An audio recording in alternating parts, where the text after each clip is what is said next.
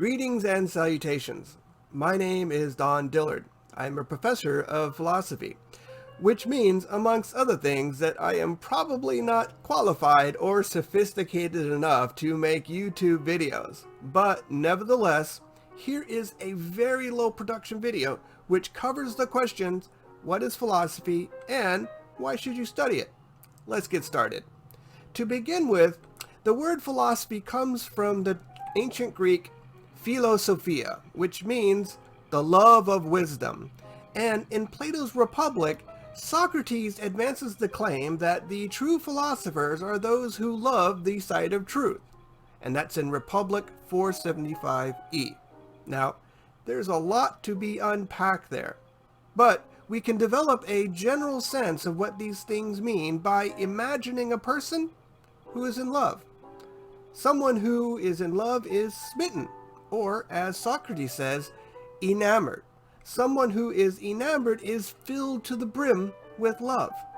Now, how do we feel about being in love? We feel drawn to them like a proverbial moth to the flame. Now, as a parallel, imagine a museum.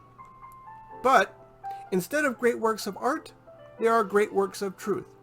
And the philosopher is someone who is attracted to the beauty in these truths. So, why is truth beautiful or desirable? I would suggest that there are at least 3 ways of understanding this, and these understandings can help us see how a study of philosophy can be beneficial to us. First, there may be a biological or evolutionary basis to our attraction to the truth. By having true beliefs about the world, we can more safely navigate it, and this increases the odds of our passing along our genetic material from one generation to the next. And this explains, in a weird way, why we slow down to see car accidents, or to take out our cell phones to record disastrous events. By sharing information with others, we contribute to the survival of the human species.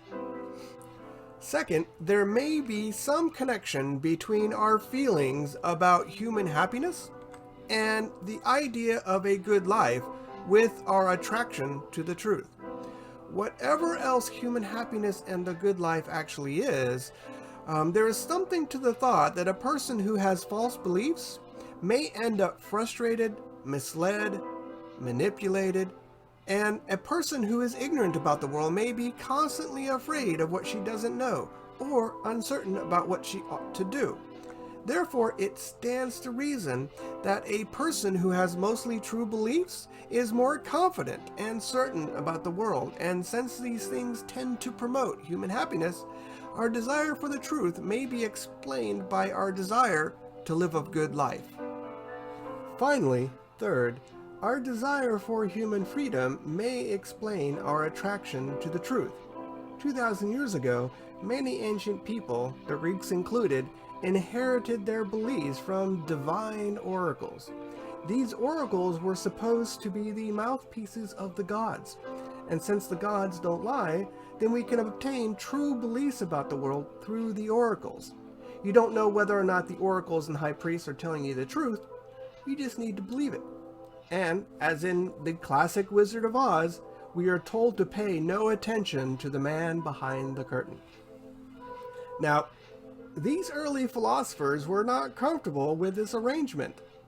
Aren't human beings capable of discovering the truth for themselves? Can't we gather our own evidence about the world and form our own beliefs? This search for truth led to a study of knowledge, which we call epistemology. And this branch of philosophy gave birth to a school of thought called empiricism, which is today the foundation for all modern science, the empirical method. Science, therefore, may have developed out of our desire to be free from fear and superstition. And we may still struggle with these same problems today. Social media, Google, and the talking head on the news are modern-day oracles for many people, such that many people believe what they hear and see through these mediums without question. Like the oracles of the past, they aren't questioned, just believed. And if there's a connection between human happiness and the good life, as well as our true beliefs, then freeing ourselves from these modern day oracles may be the cure for the political divisions and strife we are experiencing today. Well, that's all I have for now. I hope this very brief, low production video was helpful and helps explain in particular why it's good to study philosophy. That's it for now, and until next time, take care.